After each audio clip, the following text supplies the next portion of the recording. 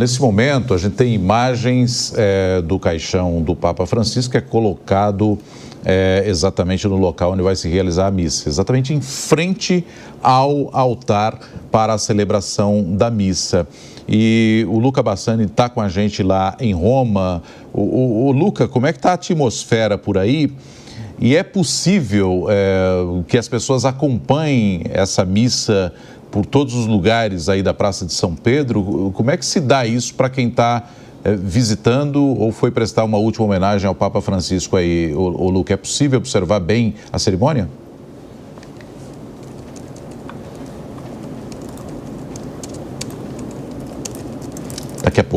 Daqui a pouco a gente vai trazer mais detalhes direto de Roma com o Luca Bassani. Mas o fato é que a gente já tem uma formação, ou pelo menos de parte dos convidados já acompanhando essa cerimônia, esse início de cerimônia. Os cardeais e outros integrantes, outros líderes da Igreja Católica vão se posicionando, que são aqueles mesmos que a gente citava anteriormente, que estavam formando um corredor para que o caixão passasse entre eles. Nesse momento eles vão se posicionando para que a missa das exéquias possa ser conduzida daqui a pouco também em Roma, que é o início desse período de 9 dias que a gente acompanha de luto pela morte do Papa Francisco. E Fabrício, o presidente Lula, eu acredito que já está previsto para ele chegar neste momento ali na Praça São Pedro. Gostaria que você colocasse e atualizasse a gente sobre os chefes de Estado e também a presença de Luiz Inácio Lula da Silva.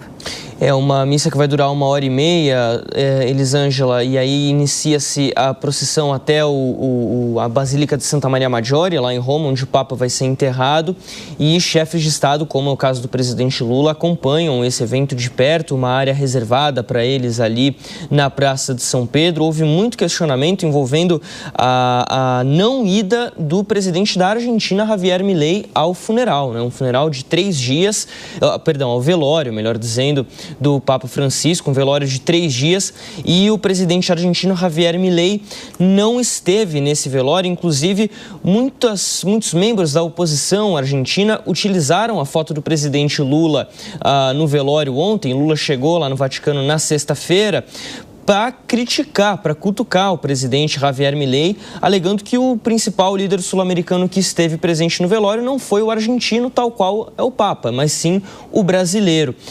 Lula e o Papa Francisco tinham uma relação relativamente próxima, né, dentro do que permite a liturgia dos cargos, lembrando que o Papa Francisco, inclusive, chegou a se manifestar sobre a prisão do presidente Lula na época da Lava Jato, ali em 2018. Agora, o Papa Francisco, o presidente Javier Milei, por outro lado, era um crítico do Papa Francisco. Antes mesmo de assumir a presidência, Javier Milei dizia que o Papa Francisco invocava o maligno na terra. Eram palavras muito fortes, inclusive dirigidas por Milei, que se manifestou até, inclusive, Elisângela, agora na ocasião da morte do Papa, dizendo que lamentava muito, já uma postura muito mais diplomática. Porém, a não ida dele, o não comparecimento ao velório do Papa Francisco foi algo que repercutiu negativamente, ainda mais diante do total de líderes estrangeiros que passaram já pelo velório. Caso, por exemplo, do presidente Donald Trump, dos Estados Unidos, e que estarão também nesse funeral. Ou seja, é um momento que reúne não apenas fiéis católicos, mas pessoas do mundo todo. E chefes de Estado estão ali representando o seu país, mas os fiéis do seu país também. Eles não deixam de ser ali, de uma forma ou de outra, representantes dos fiéis católicos brasileiros, argentinos, cada um representado pelo chefe de Estado do seu país. E lembrando que o Papa, inclusive, ele nunca visitou a Argentina durante o seu pontificado. Ele visitou o Brasil. Aqui, né? Ele visitou o Brasil, mas não foi até a Argentina. A vinda ao Brasil em 2013 na Jornada Mundial da Juventude foi a primeira viagem internacional do Papa Francisco, e dizem que o Papa não queria ir à Argentina para evitar uma discussão política no país. Um momento muito polarizado. A gente lembra, até 2013 a presidente argentina era Cristina Fernández Kirchner, depois passa o poder para Maurício Macri, aí novamente voltam ao poder os kirchneristas com Alberto Fernandes, e agora com Javier Javier Milei, que já não é, claro, kirchnerista, obviamente, mas o Papa Francisco queria evitar estar ligado a um nome da política argentina. Como argentino, ele queria evitar essa associação, embora, claro, a gente já destacou aqui, não havia muita simpatia entre ele e Javier Milei, mas ele queria evitar uma viagem à Argentina justamente para evitar qualquer tipo de ideia de favorecimento ou desfavorecimento a uma ala, um segmento político. Ele queria se afastar disso em relação ao seu próprio país. Bom, nós temos o Luca Bassani lá em Roma. Luca, vamos falar um pouco aí a respeito de o cenário para quem está acompanhando essa cerimônia aí em Roma. É possível observar isso dos 4 cantos aí da Praça de São Pedro, ô Luca? É sim, Donato. Inclusive, agora todos os cardeais que seguiram o caixão do Papa Francisco se sentaram no lugar designado para os clérigos, né, nessa divisão que é bastante evidente. Olhando a Basílica de frente, eu repito, do lado direito temos os líderes mundiais, até consigo ver na minha frente, distante, obviamente, mas de maneira clara, o presidente Zelensky e a sua esposa, Olena Zelenska, o presidente Macron e a sua esposa também, Brigitte Macron, e tantos outros chefes de Estado e governo que acompanham este dia histórico. O que é muito bonito é que a praça tem uma acústica muito própria, e tudo isso acaba reverberando. Os cantos que estão sendo entoados agora reverberam de uma maneira bastante clara, e o Cardinal Ré, né, o decano, de 91 anos, Giovanni Battista Re, ele começa agora já a fazer as primeiras palavras.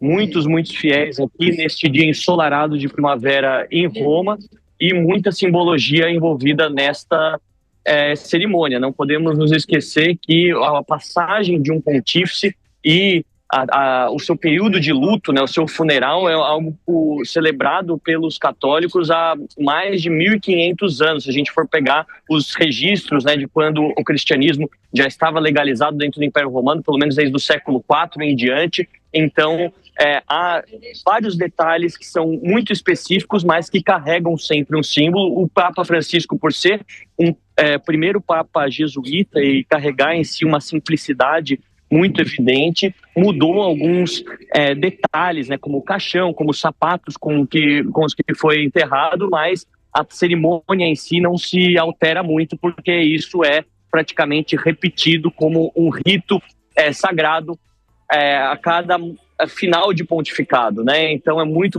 interessante. Vamos continuar acompanhando aqui e passando para a nossa audiência com os nossos especialistas, com o padre, com o ministro, todas essas questões bastante específicas que envolvem uma cerimônia desta magnitude e que está sendo transmitida ao vivo pela gente aqui da Jovem Pan News. Luca Bassani, uma pergunta. Qual o local exatamente que você está? Acho que tem uma área aí reservada para a imprensa.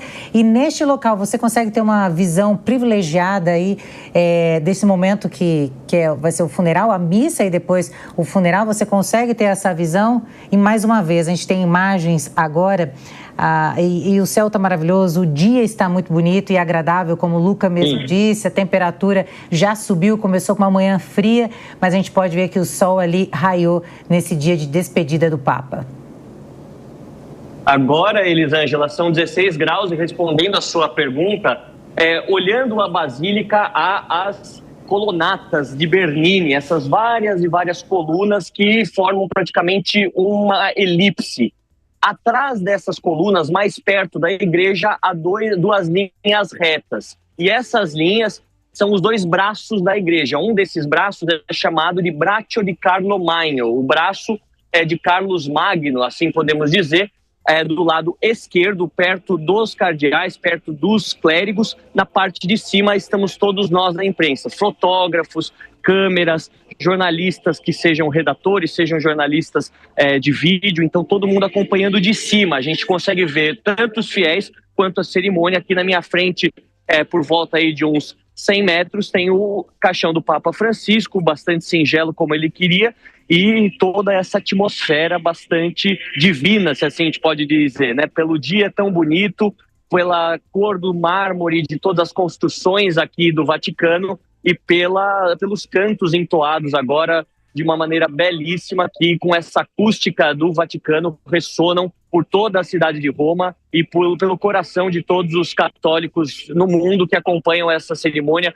com pesar, com tristeza pela partida do Papa Francisco, mas com a esperança de que aquilo que ele acreditava, a igreja que ele tanto ajudou a reformar durante esses anos, possa simbolizar mais esperança para um mundo com tantas guerras, com tantos conflitos e com tanta necessidade de uma boa perspectiva. O Papa, com aquele seu sorriso bastante carismático, passava essa imagem a todos, e o seu funeral, apesar de triste, também carrega uma lembrança ao seu legado. O Luca está a 100 metros apenas. Exato. Ali do... Acompanhando de pertinho. Acompanhando de pertinho. São 5h23, você acompanha aqui o Jornal da Manhã da Jovem Pan e nós estamos acompanhando de perto a Missa das Exéquias, que é realizada no Vaticano pelo funeral do Papa Francisco. É o início dos 9 dias de luto em virtude da morte do Papa.